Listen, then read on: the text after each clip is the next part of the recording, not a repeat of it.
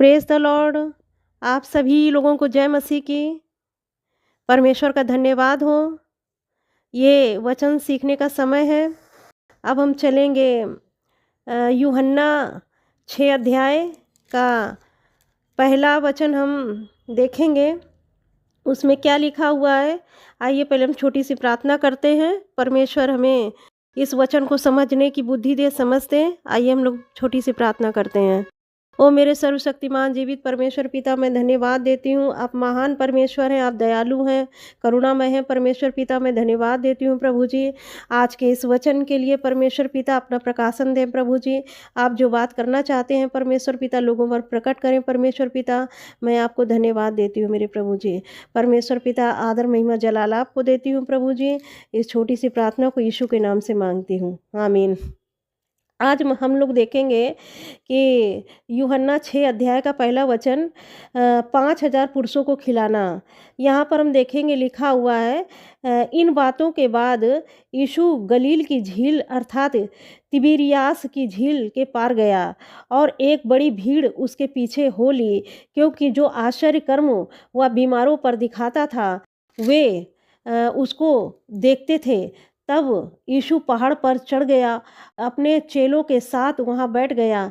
यहूदियों के फसह का पर्व निकट था। जब यीशु ने आंखें उठाकर एक बड़ी भीड़ को अपने पास आते देखा तो फिलिप्पुस से कहा, हम इनके भोजन के लिए कहाँ से रोटी मोल लाएं। यहाँ पर परमेश्वर का वचन क्या बता रहा है, देखिए हम देखेंगे इस वचन में कि यीशु मसीह लोगों को, बीमारों को चंगा कर रहे थे, आश्चर्य कर्म दिखा रहे थे। इस कारण भीड़ उनके पीछे चली आ रही थी। इतने आश्चर्य कर्म यीशु मसीह दिखा रहे थे। लंगड़ों को चंगा कर रहे थे, अंधों को आंखें दे रहे थे, मुर्दे जिलाए जा रहे थे और अद्भुत अद्भुत काम किए जा रहे थे। बीमारी से लोग चंगे हो रहे थे। तो ये सब चीज़ें देख करके लोग उनके पास आ रहे थे। तो जब वो पास आ रहे थे तो 5 अध्याय में क्या है, जब यीशु ने अपनी आंखें उठाकर एक बड़ी भीड़ को अपने पास आते देखा तो फिलिप्पुस से कहा, हम उनके भोजन के लिए कहाँ से रोटी मोल लाएं। यहाँ पर यीशु मसीह फिलिप्पुस से कह रहे हैं कि फिलिप्पुस, इतने लोग आ रहे हैं और इतनी भीड़ की भीड़ चली आ रही है, हम इनके लिए कहाँ से रोटी लेकर आएं। और 6 में लिखा हुआ है, उसने यह बात उसे परखने के लिए कही थी, क्योंकि वह आप जानता था कि वह क्या करेगा। यहाँ पर परमेश्वर का वचन बता रहा है कि यीशु मसीह ने जब फिलिप्पुस से कहा कि इतनी भीड़ आ रही है, हम उनको रोटी कहाँ से खिलाएंगे। तो यीशु मसीह को पता था कि रोटी कहाँ से आएगी, लेकिन वो चेलों को परखने के लिए, चेलों का विश्वास देखने के लिए कि ये लोग क्या कह रहे हैं, क्या सोच रहे हैं, उनको समझने के लिए, वो इस बात को जानने के लिए फिलिप्पुस से कहते हैं कि फिलिप्पुस, क्या किया जाए, इतनी भीड़ की भीड़ चली आ रही है, हम क्या करें, इन लोगों को कैसे खिलाएंगे। तब पद 7 में फिलिप्पुस कहते हैं, फिलिप्पुस ने उसको उत्तर दिया, 200 दिनार की रोटी भी उनके लिए पूरी ना होगी कि उनमें से हर एक को थोड़ी थोड़ी मिल जाए। यहाँ पर फिलिप्पुस कह रहे हैं कि 100 दिनार की भी अगर हम रोटी लेंगे तो भी उनके लिए पूरी नहीं पड़ेगी, और कि थोड़ा थोड़ा भी अगर किसी को दे दें, थोड़ा थोड़ा भी अगर हम किसी को दें फिर भी पूरी नहीं होगी। 200 दिनार की अगर हम रोटी लें तो पहले क्या होता, 1 दिनार जब आप पूरा दिन काम करते थे तो 1 दिनार मिलता था। तो उस समय तो 1 दिनार मिलता था। अब वो इसीलिए कह रहे हैं, जब 200 दिनार मतलब 200 दिन जब वो काम करेंगे तब 200 दिनार उनको मिलेगी। और इतना, जो 200 दिनार से भी अगर हम रोटी खरीदेंगे तो इतनी भीड़ को हम लोग नहीं खिला पाएंगे। तो मतलब इतना ज़्यादा लोग थे। तो यीशु मसीह जानना चाहते थे कि उसके चेले क्या करेंगे, फिलिप्पुस क्या कहेगा। तो यहाँ पर इसीलिए वो पूछ रहे थे, लेकिन यीशु मसीह को पता था कि वो क्या करेंगे। तब 8 पद में देखेंगे, उसमें लिखा है, उसके चेलों में से समौन पतरस के भाई आंद्रियास ने उससे कहा, यहाँ एक लड़का है, उसके पास जौ की 5 रोटी और 2 मछलियाँ हैं, परंतु इतने लोगों के लिए वे क्या है। अब यहाँ पर एक भाई आया, उसने उस पतरस का भाई था आंद्रियास, वो आया और कहता, प्रभु एक लड़का है यहाँ पर जिसके पास 5 रोटी और 2 मछली है, लेकिन इतनी 2 मछली मछली और 5 रोटी में क्या होगा इतनी बड़ी भीड़ के लिए। यहाँ पर भी वो इसी अविश्वास में था, जबकि वो लोग देख रहे थे कि मुर्दे जिंदा हो रहे हैं, लंगड़े चल रहे हैं, अंधे देख रहे हैं और बीमार चंगे हो रहे हैं, दुष्ट आत्माएं निकाली जा रही हैं। इतना सब काम वो देख रहे थे, फिर भी यह विश्वास उनके पास बना हुआ था। तो इसीलिए यीशु मसीह उनको चेक करना चाहते थे कि ये लोग कह क्या रहे हैं, ये लोग कैसा सोचते हैं, कितना विश्वास रखते हैं। बस उसी को देखने के लिए यीशु मसीह ने फिलिप्पुस से कहा कि हम इतनी रोटी इनके लिए कहाँ से लाएं।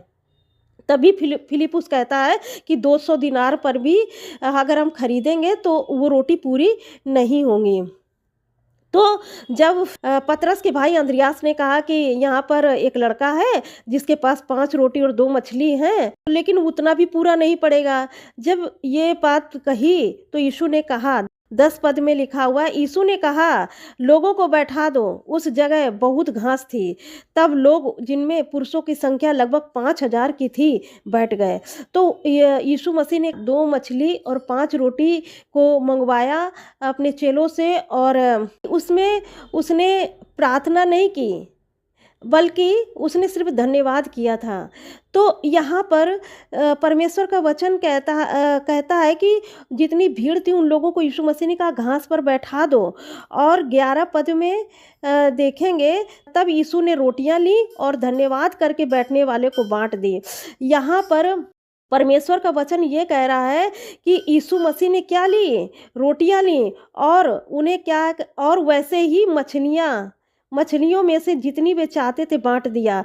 जितनी 5000 की भीड़ बैठी थी, जितना चाहते थे, मतलब उन्होंने पेट भर के खाया। ऐसा नहीं कि थोड़ा सा खा लो, हाँ तो चल जाएगा, इतनी देर हम महिमा करना है, ऐसा नहीं। उन्होंने पेट भर के खाया और यीशु मसीह ने यहाँ पर धन्यवाद किया। आपके पास जो भी है, जितना भी है, परमेश्वर उसमें बढ़ाएगा, क्योंकि उसके पास 2 मछली और 5 रोटी थी उस लड़के के पास।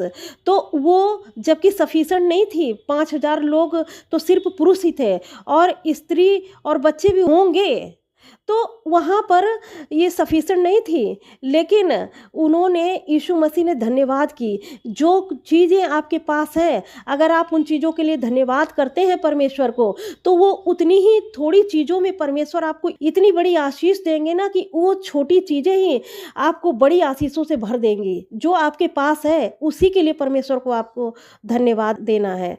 तो इसीलिए जो भीड़ चली आ रही थी यीशु मसीह के पास, तो ये बात थी कि वे भूखे हैं। ये बात परमेश्वर ने, यीशु मसीह ने देखा कि वो इतने दिन से आ रहे हैं, हमारे साथ हैं, भूखे हैं। तो उनको ये जो घटी थी वो यीशु मसीह को दिखाई दी, और उन्होंने चेलों से भी कहा कि ये लोग भूखे हैं, इनको खाने को दिया जाए। लेकिन वो उतना सफिशेंट नहीं था। इसी तरह परमेश्वर अगर किसी की घटी दिखाते हैं, तो इसका मतलब अगर हो सके तो उसकी मदद करना चाहिए। यहाँ पर जैसे कि भोजन की घटी थी, वो भूखे थे, लेकिन यीशु मसीह ने उस थोड़े से भोजन में उन सबको आशीष दिया। वैसे ही परमेश्वर, अगर आप अपनी रोटी में से, आप अपने धन में से, आप अपने जीवन में से अगर किसी की मदद करते हैं, तो परमेश्वर आपको आशीष देंगे। फिर हम यहाँ देखेंगे, लिखा है 12 पद में लिखा है, जब वे खाकर तृप्त हो गए तो उसने अपने चेलों से कहा, बचे हुए टुकड़े बटोर लो कि कुछ फेंका ना जाए। यहाँ पर वचन कहता है कि जो बचे हुए टुकड़े हैं, कितना बचा है, उस सबको तुम बटोर लो, क्योंकि वो फेंका ना जाए। अतः उन्होंने बटोरा और जौ की 5 रोटियों के टुकड़ों से जो खाने वाले से बच रहे थे 12 टोकरियाँ उठाई। यहाँ पर मतलब 5000 लोग वो खा चुके जो पुरुष थे, और जो लोग होंगे स्त्रियां पुरुषों में से, वो भी खा चुके, और 12 टोकरे बच भी गए। तो आपकी ज़िंदगी में आपके पास जो कुछ है, आप दूसरों को दे भी देंगे, उसमें से भी आपको परमेश्वर इतनी आशीष देंगे कि उससे कहीं ज़्यादा आपके पास होगा। उनके पास जबकि 5 रोटी 2 मछली थी, लेकिन उन्होंने 12 टोकरे उठाए। आपके पास भी जितना कुछ है, उससे आप कहीं दुगना तिगुना चौगुना उठाएंगे। परमेश्वर का वचन यही कहता है कि आपके पास जो कुछ है, अगर आप दूसरे की कमी को देखकर आप अपने ज़िंदगी से लोगों की मदद करते हैं, किसी किसी भी क्षेत्र में, तो आपको दुगुना तिगुना चौगुना परमेश्वर भरेगा। तो इसलिए 2 रोटी और 5 मछली से इतने लोग खा लिए और 12 टोकरे बच भी गए। और वैसे ही आपकी ज़िंदगी में जो भी चीज़ें हैं, उससे भी आपकी आशीषें दिन प्रतिदिन बढ़ती चली जाएँगी। तब 14 पद में लिखा है, तब जो आश्चर्य कर्म उसने कर दिखाया, उसे वे लोग देख कर कहने लगे, वह भविष्यवक्ता जो जगत में आने वाला था निश्चय यही है। तब वो रोटी खा लिए, तब वो कहते हैं, अरे ये तो वही भविष्यवक्ता है जो जगत में आने वाला था।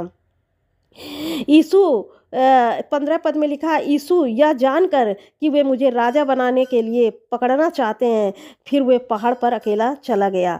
जब लोगों ने देखा कि हम रोटी खाकर तृप्त हो गए हैं और पर यीशु मसीह में ऐसी सामर्थ है कि अंधे देख रहे हैं, लंगड़े चल रहे हैं, मुर्दे जिलाए जा रहे हैं और भूखे तृप्त किए जा रहे हैं, तो क्या हुआ, वो लोग जो वहाँ के लोग थे उसको राजा बनाने के लिए सोचने लगे कि वो राजा बन जाए। लेकिन यीशु मसीह राजा बनने के लिए नहीं आए थे, वो हम सब को पापों को लेकर क्रूस पे मरने आए थे और हमें पुनरुत्थान की दे देने के लिए आए थे। जैसे यीशु मसीह पुनरुत्थान हुए, वैसे हम सब भी पुनरुत्थान होंगे एक दिन अनंत जीवन हम लोगों को मिलेगा।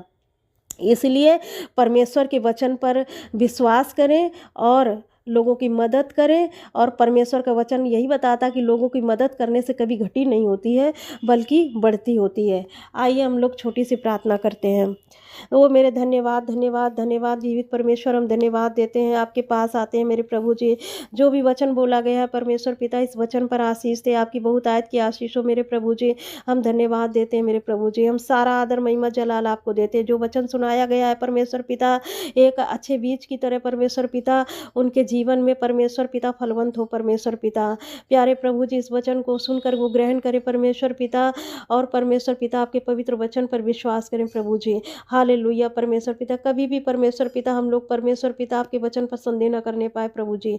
परमेश्वर पिता आप हमें दिन प्रतिदिन बढ़ाएं परमेश्वर। हमने जैसा वचन से सीखा है परमेश्वर पिता कि आप घटी में भी बढ़ती कर देते हैं प्यारे पिता परमेश्वर। प्रभु जी, जो कोई भी परमेश्वर पिता ये वचन सुनेगा परमेश्वर पिता, उसकी ज़िंदगी से वो घटी प्रभु यीशु के नाम में दूर हो जाए परमेश्वर पिता। मैं प्रार्थना करती हूँ मेरे पिता परमेश्वर, उसको दूसरों की मदद करने वाला मन दें परमेश्वर पिता।